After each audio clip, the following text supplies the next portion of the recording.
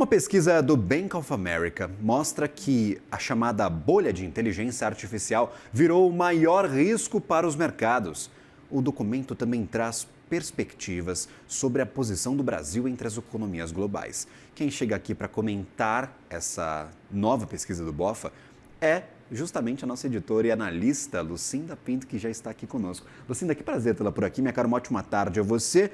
Se o maior risco é IA e o Brasil não tem nada, principalmente de IA, a gente está fora do maior risco para o mercado neste momento. O que a gente consegue trazer de destaque desta pesquisa? Boa tarde, Gabriel. Boa tarde a todos. O investidor global, segundo essa pesquisa que o Bank of America faz junto a cerca de 190 gestores globais, o sentimento que foi captado é que ainda existe oportunidade, esse investidor ainda vê oportunidade aqui no mercado brasileiro, mas a cautela aumentou. E isso tem muito a ver com esse cenário de aumento de juros, especialmente nos Estados Unidos, e também de fortalecimento do dólar. Então, tem alguns achados, né, interessantes, algumas observações interessantes que acho que vale a pena a gente compartilhar. Então, esse grupo de gestores, desse grupo de gestores, 49% esperam que o Ibovespa encerre 2026 entre 180 mil e 190 mil pontos. Ou seja, tem uma expectativa de alguma valorização moderada para quase metade aí dos entrevistados.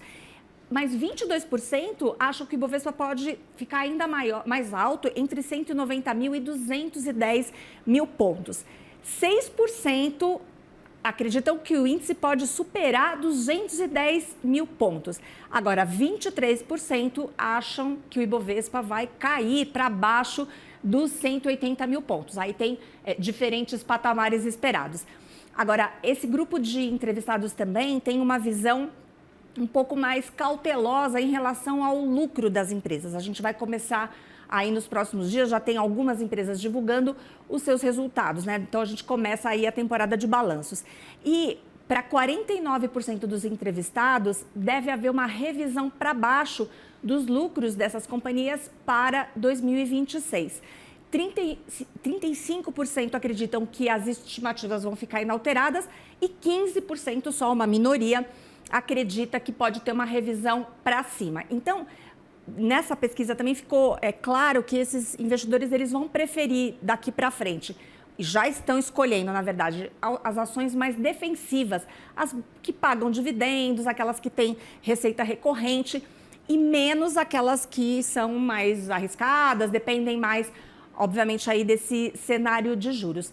Agora, mesmo com todas essas questões, Gabriel, o que esses gestores declaram é que o Brasil ainda é o mercado preferido dentro da América Latina. Então, para o México, a visão aí desses gestores, desses especialistas, é que o cenário é mais desafiador. Então, o impacto tenderia a ser maior lá, então o Brasil aparece aí como ainda o mercado preferido. Em questão de México, a taxa de juros, eles estavam num ciclo de cortes, mas por conta da manutenção nos Estados Unidos e também da alta em outros países, não tem mais para onde cortar juros no México, então há um entrave em relação a esse sentido. E também não tivemos a assinatura ou a renovação daquele acordo do USMCA, que é o acordo de livre comércio entre México, Canadá e Estados Unidos. Isso acaba afastando investimentos de longuíssimo prazo. Já que o acordo tinha duração de 16 anos, ele teria de ser renovado neste ano. Não foi. Agora ele vai ter que ser renovado de um ano em um ano. E aí a grande empresa que ia colocar um caminhão de dinheiro no México fala o seguinte, olha, eu vou esperar. Vamos ver o que o Donald Trump vai fazer com essas relações comerciais com mexicanos. Depois eu tomo uma decisão de voltar ao país. Pelo menos a gente não tem esses entraves, né, Lucinda? É verdade. Assim, essa pesquisa, obviamente, ela está falando muito ali do dinheiro de curto prazo, né? Ela não está falando, obviamente, de investimento direto externo. Mas seja como for, acho que o ambiente é esse. Acho que o México ele fica muito mais suscetível e vulnerável ali aos movimentos do mercado americano, não há dúvida. Então, esse aumento de taxa de juros nos Estados Unidos, por diversas razões, acaba impactando com mais intensidade o mercado mexicano. Agora, é muito interessante e me chamou bastante atenção aqui nessa pesquisa que o Bank of America realizou, é que pela primeira vez essa possibilidade ou esse risco de uma bolha de inteligência artificial aparece como principal. Então, ele supera, inclusive, preocupação com inflação e com a questão geopolítica. Então, 45% dos entrevistados apontaram a bolha de inteligência artificial como o principal risco. 26% citaram uma segunda onda de inflação. Esse é um tema que estava muito em voga, né? Muito aí no radar, na pauta, mas parece que esses recentes indicadores de inflação amenizaram um pouco esse ponto. 14% mencionaram a guerra comercial, 8% então falaram de algum evento geopolítico. Parece que o mercado já está meio acostumado, né? Acho que já está ficando menos sensível, digamos assim, a essa questão. E 6% citam uma crise de crédito, lembrando que o nível de endividamento das companhias no mundo vem crescendo, em especial as de tecnologia. Então, esse é um assunto que não é uma preocupação para a maioria, mas ela é um tema que aparece aqui nessa relação. O curioso é que essa pesquisa é com gestores. Normalmente quem aloca recursos nas empresas de inteligência artificial são os gestores. Então, ao mesmo tempo que esses caras estão colocando dinheiro para não perder essa rentabilidade, porque estão trazendo uma rentabilidade muito atrativa, para oferecer aos seus clientes o que os seus adversários, os seus concorrentes estão oferecendo, ao mesmo tempo que eles estão colocando dinheiro, eles estão com medo, falando, olha, eu acho que isso aqui pode se tornar uma bolha e pode estourar muito logo, né, Lucinda? Fica me colocando ali na posição desses gestores, é aquela história, né, aquele conflito sempre, como não perder a oportunidade, mas também não perder dinheiro, não embarcar numa furada. Então, por isso a gente vê tanta instabilidade. Então, ora as ações têm uma alta muito expressiva, ora elas caem. E a gente tem visto também aqueles ajustes, a gente comentou essa semana, nos papéis de dívida dessas companhias. Então, no início, as empresas estavam emitindo aqueles volumes altíssimos de títulos de dívida, o mercado absorvendo bem. Agora, os investidores já estão pedindo um prêmio de risco um pouco maior. Agora, essa pesquisa também traz, Gabriel, uma leitura mais positiva sobre o desempenho da economia global de um modo geral, em especial com relação à economia americana. Então, a gente pode ver aqui, eu estou pegando aqui os dados para dizer que a maioria dos entrevistados, 54%, esperam um cenário de no landing, ou seja, a economia deve seguir forte.